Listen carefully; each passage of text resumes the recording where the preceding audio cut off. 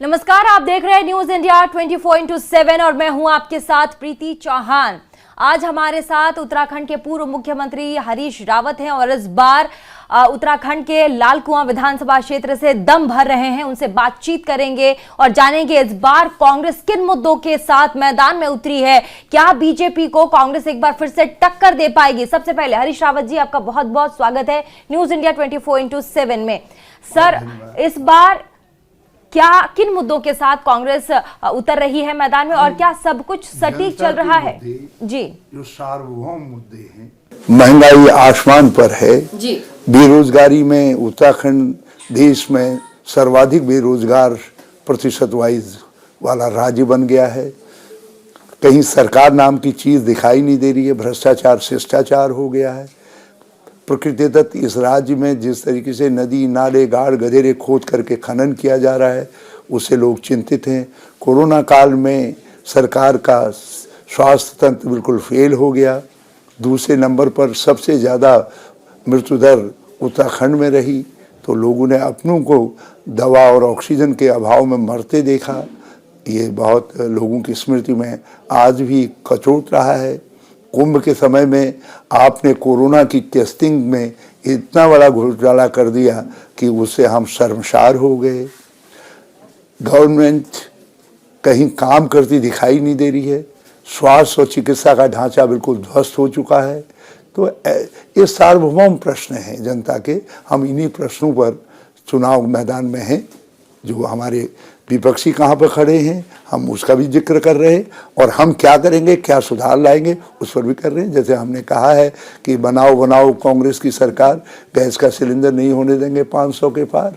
तो हमने कहा है कि हम 5 साल में रोजगार देंगे, 4 लाख रोजगार देंगे। हमने कहा है कि हम 5 लाख उत्तराखंड वासियों को 40,000 प्रतिमाह देंगे। हरीश रावत जी, बीजेपी कह रही है, मतलब जो अंदरूनी कलह की बात आ रही है, आखिरी समय में आप जो विधानसभा क्षेत्र था वो भी बदल दिया गया। पहले रामनगर था, अभी लाल कुआं है। ऐसा क्यों? कहीं ऐसा तो नहीं है कि कांग्रेस में फिर से अंदरूनी कलह और साथ ही इस बार के विधानसभा में वो भारी पड़ जाए? ने कहा है ना कि जर्नल है, तो जर्नल के लिए कभी मोर्चा बदलना भी पड़ता है। तो पार्टी ने जो तय किया है, पार्टी हमारी जो है हेडक्वार्टर है, उसने जो निर्णय किया वो हमको मान्य है। सर, तुष्टीकरण की राजनीति का मुख्यमंत्री धामी जी ने आप पर आरोप लगाया है कि आप मुस्लिम तुष्टीकरण की बात करते हैं, आप लोग मुस्लिम यूनिवर्सिटी की बात करते हैं। और मुझे अपने धर्म पर अभिमान है। मुझे किसी से सीखने की जरूरत नहीं है कि एक अच्छा हिंदू कौन है। मैं भाजपा से तो कम नहीं सीखना चाहूँगा। हाँ, विवेकानंद और गांधी ने जो हिंदू कहा, मैं उस वो हिंदू हूँ। सनातन धर्म जो हिंदू कहता है, मैं वो हिंदू हूँ। लेकिन भाजपा क्या है ये तो भाजपा जाने। मुझे अपने धर्म पर अभिमान है, लेकिन मैं दूसरे के धर्म का भी सम्मान करता हूँ, क्योंकि मैं इंसान हूँ, मैं भाजपाई नहीं हूँ। रक्षा मंत्री राजनाथ सिंह ने कहा था कि हमारे पुष्कर सिंह धामी को हल्के में ना लें, वो फ्लावर नहीं है, फायर हैं। और अगर आपने उनको फ्लावर समझने की गलती की तो ये पूरे कांग्रेसियों को ले डूबेगा। उन्होंने ठीक ही कहा है, वो तो बड़े सम्मानित व्यक्ति हैं।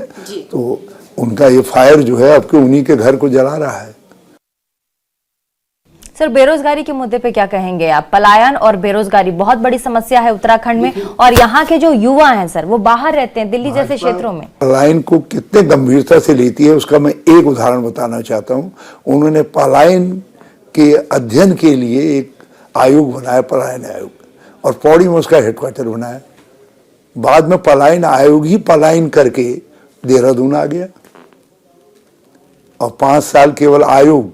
हमने जितनी नीतियां वर्ष 2014, 15, 16 में बनाई, वो गांव और गाँव से हो रहे बेबसी को, पलायन को रोकने के लिए की, जिसमें मंडवा, झुमरा, कोणी आदि जो है परंपरागत फसलों के खरीद मूल्य की नीति और उन पर बोनस देने की नीति भी है। जल बोनस, वृक्ष बोनस, दुग्ध बोनस, जितने भी हमने ये बोनसों की स्कीम लगाई, ये उसी के लिए है।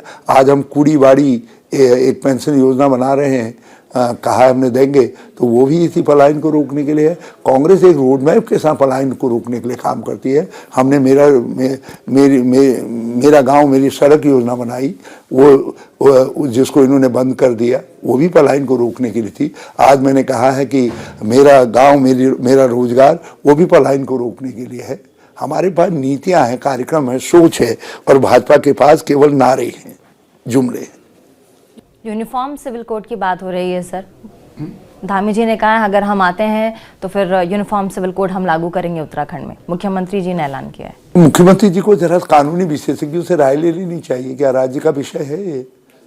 और ये तो केंद्र सरकार को करना है। हाँ, यदि वो मोदी के स्थान पर इस चुनाव के बाद मुख्य प्रधानमंत्री होने जा रहे हैं तो उनके बयान को गंभीरता से लिया जा सकता है। अन्यथा जो काम उनके हाथ में है ही नहीं, उसको मैं गंभीरता से क्यों लूं? गृह मंत्री ने आप पर निशाना साधा है सर। उन्होंने कहा है कि ना आप घर के हैं और ना ही घाट के हैं। ये बहुत बड़ी बात है, क्योंकि ऐसे समय में इस तरह के वार प्रतिवार और जी बड़ी शिष्ट महिला है जी। उन्होंने तो कहा धोबी का आगे डैश डैश, घर का न घाट का, मतलब कुत्ता शब्द कहा ही नहीं। तो भाई अपने राजनीतिक विरोधियों को यदि परम पूज्य परम आदरणीय अमित शाह जी इसी तरीके से समझते हैं, समझे।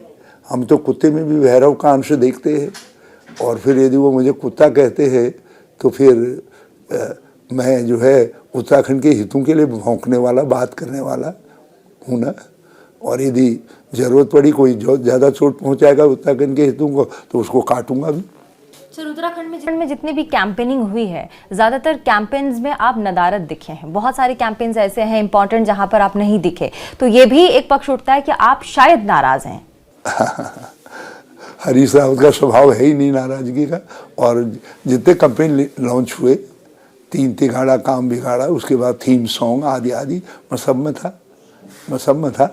लेकिन सब निरंतर एक जगह पर नहीं रह सकते। जब आप चुनाव लड़ रहे हैं तो आपको खुद भी लड़ना है, कुछ कंट्रीब्यूशन भी करना है दूसरी जगह जा कर के जो है। मैं शायद देश के अंदर पहला राजनीतिक व्यक्ति होऊंगा जिसने 70 सीटों पर अपनी तरफ से जो है ऑनलाइन एड्रेस किया है। सर, उत्तराखंड के युवा आपकी तरफ बहुत आशा भरी नज़रों से देखते हैं। अगर आपकी सरकार आती है, युवाओं के लिए क्या करेंगे सर आप? तो मैं बहुत गंभीर हूँ, क्योंकि युवाओं के अरमान पिछले 5 साल रौंदे गए हैं। पहला काम तो हम ये करेंगे, सरकार में जितने पद रिक्त पड़े होंगे उनको भरेंगे, और हर साल 10% नए पद सृजित करेंगे। हमने अपने घोषणा पत्र में कहा है 5 साल में 4 लाख स्वरोजगार। हम स्वरोजगार की चीज़ों को बढ़ावा देंगे, महिला आर्थिक सशक्तिकरण का माध्यम बनाएंगे। अपने स्वयं सहायता समूह और महिला मंगल दलों को, उनको ट्रेनिंग दे करके, कार्यशील पूंजी दे करके उनसे 28 चीज़ें उत्पादित करवाएंगे, और उसकी मार्केटिंग हमारी सरकार करने का काम करेगी। हम 7 विभागों में केवल महिलाओं की भर्ती होगी, वो जेंडर बेस्ड विभाग होंगे। और हम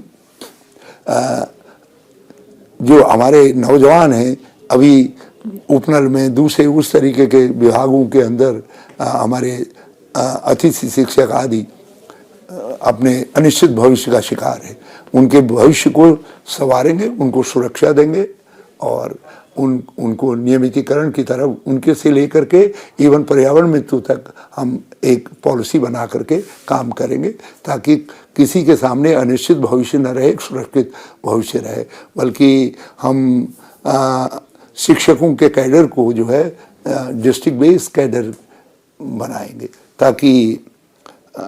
ताकि ये जो पद खाली रहने की चीज़ें हैं और शिक्षा चौपट हो रही है, उसको सुधारा जा सके। पहले भी हमने ब्लॉक कैडर बनाया था, अब के हम फिर ब्लॉक कैडर तक जाएंगे, और उसके लिए कानून बनाने की ज़रूरत पड़ेगी तो कानून बनाएंगे। सर, आपने कोविड की चिकित्सा की, हेल्थ की बात की स्टार्टिंग में। क्या आपकी सरकार आती है तो इन सब के निपटान के लिए कांग्रेस सरकार उत्तराखंड में तत्पर रहेगी? क्या कुछ करेगी? हमने तो एक कदम आगे बढ़ करके कह दिया है। जिनकी अर्थव्यवस्थाएं चौपट हुई हैं, जिनके घर बार चौपट हुए हैं, जो बहुत गरीबी में आ गए हैं, इस दौरान जो है हर साल उनको 40,000 रुपया उनके खाते में डालेंगे, और 5 लाख लोगों के डालेंगे। हमने उसका अनुमान भी लगा लिया कितने लोग ऐसे होंगे। सर, आखिरी सवाल, क्या आपकी सरकार बनती है तो आप मुख्यमंत्री का चेहरा होंगे कांग्रेस में? मैं इसको अपनी छोटी बहन की शुभकामना मान करके ग्रहण कर रहा हूँ और धन्यवाद दे रहा हूँ। बहुत बहुत शुक्रिया। हमारे साथ हरीश रावत जी, पूर्व मुख्यमंत्री उत्तराखंड के थे, तमाम सवालों के जवाब इन्होंने दिए।